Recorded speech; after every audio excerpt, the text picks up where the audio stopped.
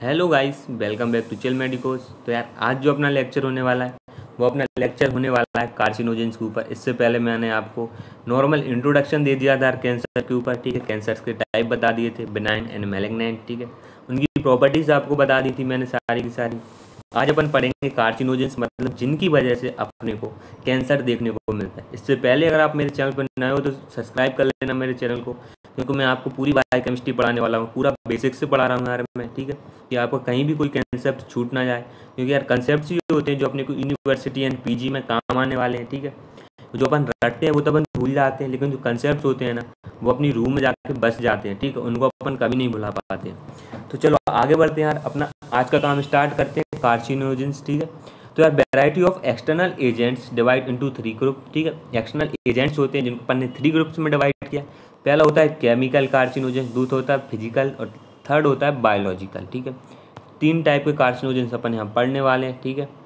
तो chemical carcinogens क्या होते हैं यहाँ, ठीक है, देखते हैं। Basic mechanism of chemical carcinogens is by induction of mutation, ठीक है। इंडक्शन ऑफ म्यूटेशन करवा रहे हैं कैसे? In the protooncogenes and anti carcinogens, ठीक है। क्या करवाते हैं? केमिकल या इफेक्ट डालते हैं किसके ऊपर? म्यूटेशन करवाते हैं, ठीक है। कौन से? जो अपने प्रोटोऑन्काजीन्स रहते हैं ना, ठीक है, और जो एंटी कार्सिनोजेंस होते हैं, इनमें जो जीन्स रहते हैं उनमें म्यूटेशन क्रिएट करवा देते हैं। तो क्या होगा इस वजह से? इस वजह से जो अपने प्रोटोऑन्काजीन्स होते हैं ना, प्रोटोऑन्काजीन्स, वो क्या हो जाएंगे? यहाँ पे एक्टिवेट हो जाएंगे, और एंटी ऑन्काजीन्स होते हैं वो हो जाते हैं सप्रेस, ठीक है। इस वजह से अपनी ग्रोथ होने लगती है सेल्स की ज़्यादा, ठीक है। Mode of action of carcinogens, ठीक है। केमिकल कार्सिनोजेंस होते हैं, इनका मोड ऑफ एक्शन देखते हैं। तो ये 2 टाइप से काम करते हैं। पहला क्या करते हैं? Initiation of carcinogenesis. जो अपना कार्सिनोजेनेसिस मतलब ट्यूमर्स का फॉर्मेशन होता है उसको इनिशिएट करवा देते हैं, और दूसरा क्या, उसको प्रमोट भी करवाते हैं, ठीक। कार्सिनोजेनेसिस प्रोसेस होती है उसको ये क्या करते हैं? एक्टिवेट करवाते, इनिशिएट करवाते हैं और प्रमोट भी करवाते हैं, ठीक है। अब यहाँ पे देख लो आप, यहाँ पे आपको थोड़ा चार्ट से भी समझा देता हूँ मैं, ठीक है। क्या है अपने पास? इनिशिएटिंग कार्सिनोजेंस हैं, ठीक है। ये क्या 2 टाइप के हो सकते हैं, एक तो डायरेक्ट रिएक्टिंग कार्सिनोजेंस और दूसरे हो सकते हैं इनडायरेक्ट, ठीक है, मतलब प्रो कार्सिनोजेंस। क्या होता है अब? तो डायरेक्ट रिएक्टिंग कार्सिनोजेंस होते हैं यार, उनमें कोई सी भी मेटाबॉलिक एक्टिवेशन जरूरत नहीं पड़ती है। क्यों? क्योंकि वो पहले से ही एक्टिव होते हैं, ठीक है। मतलब रिएक्टिव न्यूक्लियोफाइल्स होते हैं, ठीक है। केमिकल हैं तो रिएक्टिव इलेक्ट्रोफाइल्स, ठीक है। अब और देखते हैं आगे। अब क्या होता है? जो अपने इनडायरेक्ट होते हैं, ठीक है, इनडायरेक्ट रिएक्टिंग कार्सिनोजेंस मतलब प्रो कार्सिनोजेंस, उनमें क्या पहले मेटाबॉलिकली उसको एक्टिव किया जाता है तो बनता है क्या अपना अल्टीमेट कार्सिनोजेंस। फिर वो अल्टीमेट कार्सिनोजेंस मतलब क्या? रिएक्टिव इलेक्ट्रोफाइल्स, ठीक है। इलेक्ट्रोफाइल्स क्या करते हैं? अपनी जो डीएनए है ना उसके साथ क्या रिएक्ट करते हैं, ठीक है। और डीएनए क्या होता है? अपना न्यूट्रोफिल्स, ठीक है, न्यूट्रोफाइल्स। इनमें जब रिएक्शन होता है तो इस वजह से आता है अपने डीएनए में क्या? म्यूटेशन। और म्यूटेशन के बाद क्या हो जाता है? अपने को neoplastic transformation and development of cancer देखने को मिलता है, ठीक है। तो ये तो नॉर्मल चार्ट की बात हो गई। तो यही थी अपने क्या? Chemical carcinogens. अब फिजिकल कार्सिनोजेंस देखते हैं। फिजिकल कार्सिनोजेंस आर 2 टाइप, ठीक है। 2 टाइप के होते हैं। पहला होता है रेडिएशन एनर्जी और सेकंड होता है नॉन रेडिएशन या फिर फिजिकल एजेंट्स, ठीक है। ये अपने को समझ आ गया है। आगे बढ़ते हैं अपन। अब आगे देखते हैं रेडिएशन एनर्जी के बारे में। रेडिएशन एनर्जी क्या होती है? डैमेज टू डीएनए इज, ठीक है, to be as the basic mechanism of carcinogenicity with the radiation energy, ठीक है। रेडिएशन में क्या आता है? अपना अल्ट्रावायलेट लाइट, ठीक है, यूवी लाइट बोलते हैं अपन इससे, ठीक है, जो कि अपने को डायरेक्ट सन से मिल सकती है, ठीक है, मिलती है यार, ठीक है। यूवी लाइट आती है सन की रेज में, ठीक है। तो इसका जो मोड ऑफ एक्शन होता है वो कैसा होता है? ये करवा सकते हैं formation of pyrimidine dimer on DNA. जो डीएनए होता है उसके ऊपर पायरिमिडीन जो अपना होता है बेस, उसके डाइमर्स का फॉर्मेशन करवा सकती हैं। और ये करवा सकती हैं फॉर्मेशन ऑफ अप्यूर्निक, ठीक है, और अपायरिमिडिन साइड्स, ठीक है, by elimination of corresponding base. वहाँ से क्या एक करस्पॉन्डिंग बेस को एलिमिनेट करवा देते हैं स्पेसिफिक साइड से, और वहाँ पे फॉर्मेशन करवा देते हैं अप्यूरिनिक, ठीक है, और अपायरिमिडिन, ठीक है। और देखते हैं ब्रेकिंग और क्रॉस लिंकेज ऑफ सिंगल या डबल स्टैंडर्ड ऑफ डीएनए, ठीक है। क्या करवाते हैं यार? जो लिंकेज होती है ना सिंगल स्टैंडर्ड डीएनए आपका है, ठीक है, इसके बीच में फॉस्फोडाइस्टर लिंक है यार, उसको मैं आप ब्रेक करवा देता हूँ यूवी लाइट से, ठीक है। डीएनए यार, ठीक है, डीएनए के बीच में भी लिंकेज होती है, ठीक है, फॉस्फोडाइस्टर, उसको ब्रेक करवा दी मैंने, ठीक है। तो ये ब्रिजिंग भी तोड़वा देते हैं। जो आयनाइजिंग रेडिएशन होते हैं यार, ठीक है, आयनाइजिंग रेडिएशन क्या होते हैं, एक्सरे, ठीक है, alpha beta and gamma rays, ठीक है, ये क्या होते हैं अपने रेडियो एक्टिव आइसोटोप्स होते हैं यार, वो अपने निकालते हैं अल्फा गामा ये सारी रेस। इनके लिए भी मैं अलग से वीडियो लाऊंगा आपको रेडियो एक्टिव आइसोटोप्स ऊपर, ठीक है। तो इनकी वजह से क्या होता है अपने को कैंसर हो सकता है। इनका मोड ऑफ एक्शन क्या हो सकता है यार यहाँ पे अपना मे डायरेक्टेड, ठीक है, may directly alter the cellular DNA, cellular DNA को डायरेक्ट अल्टर कर सकते हैं यार X rays alpha beta gamma rays, ठीक है। Results in the formation of highly reactive free radicals. और क्या होता है कभी कभी आयनाइजिंग रेडिएशन की वजह से अपनी बॉडी में ना, ठीक है, फ्री रेडिकल्स का फॉर्मेशन हो जाता है। इस वजह से फ्री रेडिकल्स अपने डीएनए को कर सकते हैं डैमेज, तो इसलिए अपने को इन रेस से रहना है बच के, ठीक है। आगे देखते हैं बायोलॉजिकल कार्सिनोजेंस क्या होते हैं। बायोलॉजिकल एजेंट्स आर वायरस, ठीक है, पैरासाइट एंड बैक्टीरिया। ये भी यार बहुत ख़राब लोग होते हैं, ठीक है, वायरस पैरासाइट बैक्टीरिया ये भी बहुत गंदे लोग होते हैं, इनसे भी बच के रहना है अपने को, ठीक है। Oncogenic virus containing either DNA और आरएनए। जो ऑन्कोजेनिक वायरस होते हैं यार उनके पास होता है डीएनए या फिर उनके पास आरएनए, ठीक है। दो टाइप के ऑन्कोजेनिक वायरस होते हैं, एक तो होता है डीएनए ऑन्कोजेनिक वायरस और दूसरा होता है आरएनए ऑन्कोजेनिक वायरस, ठीक है।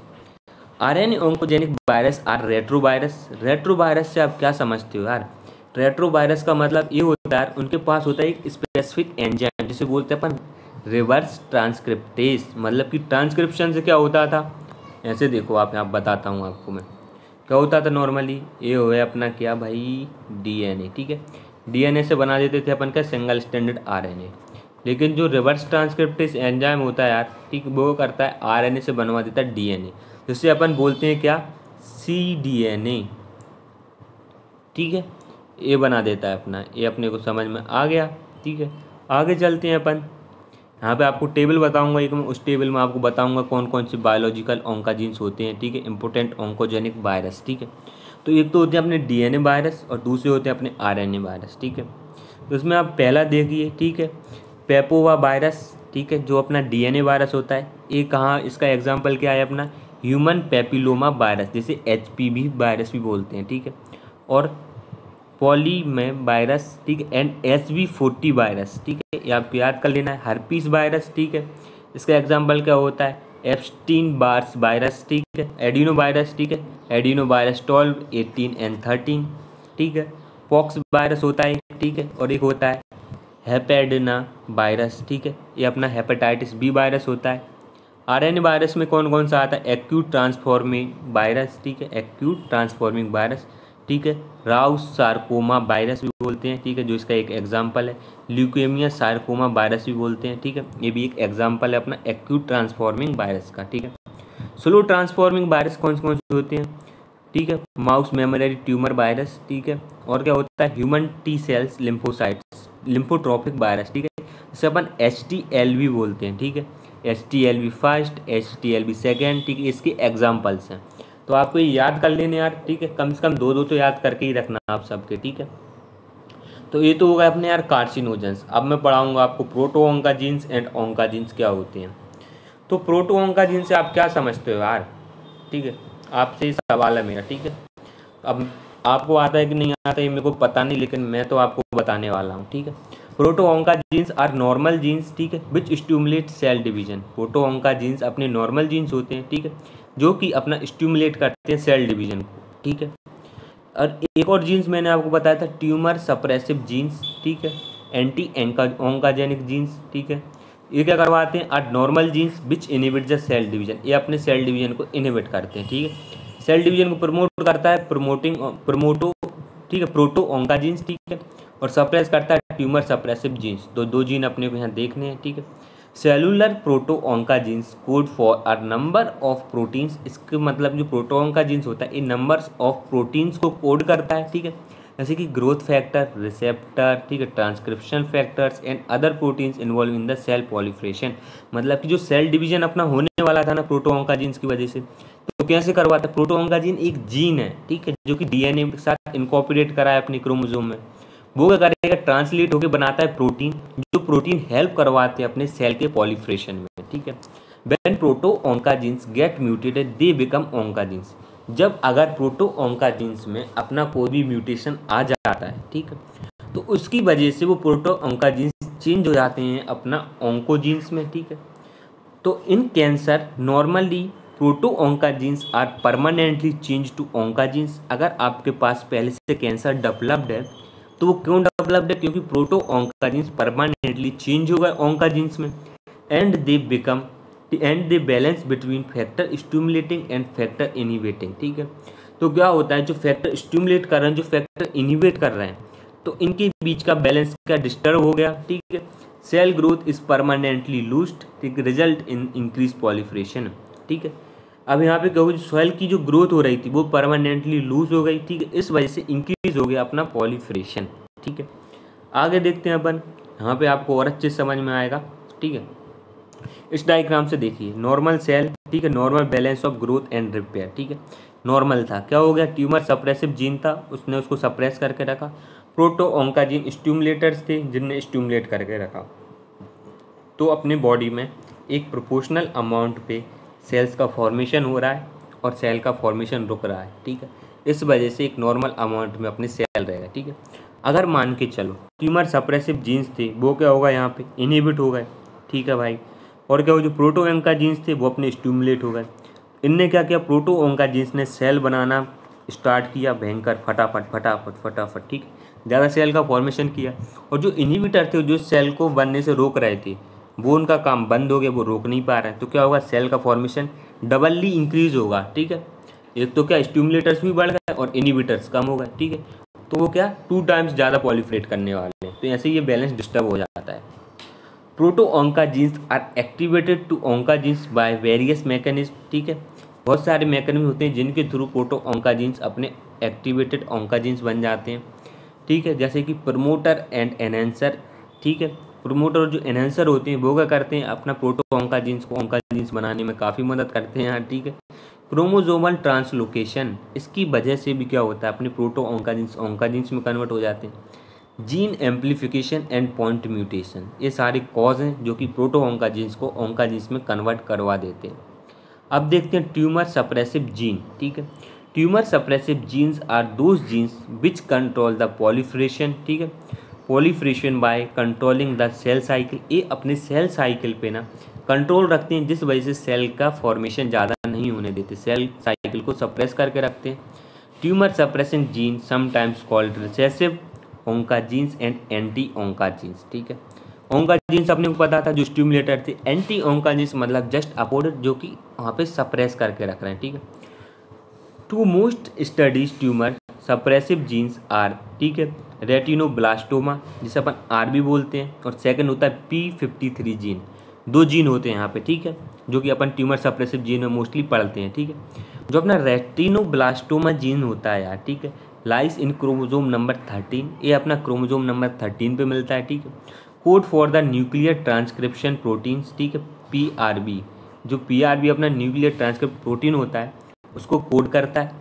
In active state it's arrest cell cycle at G1 to S phase, अपना सेल साइकिल का फेज चलते हैं यार, ठीक है, G1 S G2। तो क्या करता है, G1 और S फेज को अरेस्ट करके रख लेता है, इसके बीच में कौन अरेस्ट करके रखता है, रेटिनोब्लास्टोमा जीन्स, ठीक है। एक होता है अपना P53 tumour suppressive genes, lies in the chromosome number 17 number पे पाया जाएगा यार, 7 नंबर का जो क्रोमोसोम होता है अपना, ठीक है। Prevents multiplication of genetically damage cell, जो जेनेटिकली डैमेज सेल है ना उसका मल्टीप्लिकेशन को रोक के रखता है, ठीक है। Acts as a molecular policeman, ठीक है, मॉलिक्यूलर पुलिसमैन होता है, चेक करता है इसको डैमेज है, नहीं भाई तू डैमेज है ना, तेरे को पॉलिफरेट नहीं होने दूंगा मैं, क्यों, क्योंकि तू बॉडी में पॉलिफरेट हो गया ना, कैंसर डेवलप करवाएगा, इसलिए मैं तेरे को रोक के रखूँगा, ठीक है। ये होता है अपना P53 ट्यूमर सप्रेसिव जीन का काम। ऑल्सो कॉल्ड, ठीक है, गेट कीपर, ठीक है। गेट कीपर क्यों बोल रहा है, क्योंकि इसने गेट पे ही चेक कर लिया इसमें कोई डैमेज है, ठीक है, ये अपने को समझ में आ जाता है, ठीक है। और देखते हैं अपन यहाँ पे, अब यह अपना ट्यूमर मार्कर्स, ठीक है। तो ट्यूमर मार्कर्स मैं आपको नेक्स्ट वीडियो में पढ़ाऊँगा, जो कि यूनिवर्सिटी के लिए काफ़ी इंपॉर्टेंट होता है, ठीक है। इसको तो मैं 3 स्टार दूंगा, ठीक है, क्योंकि 5 नंबर में आता ही आता है, ठीक है। तो यही था अपना सारा का सारा कैंसर के बारे में, और ट्यूमर मार्कर्स वो आपको लास्ट वीडियो में पढ़ाऊँगा मैं, ठीक है, सेपरेट बनाऊँगा इसकी वीडियो में। और बाकी जो नोट्स वगैरह चाहिए हो तो आप मेरे चैनल पर जाकर ले सकते हो यार, ठीक है। और उसके बाद बड़ी अच्छे से पढ़ाई करो, मेहनत करो, ठीक है, कि यूनिवर्सिटी में अपना अच्छा रिजल्ट आ पाए, अपने कुछ प्रॉब्लम ना हो एग्ज़ाम टाइम पे। बाकी इन्जॉय करो। Thank you for watching and keep learning.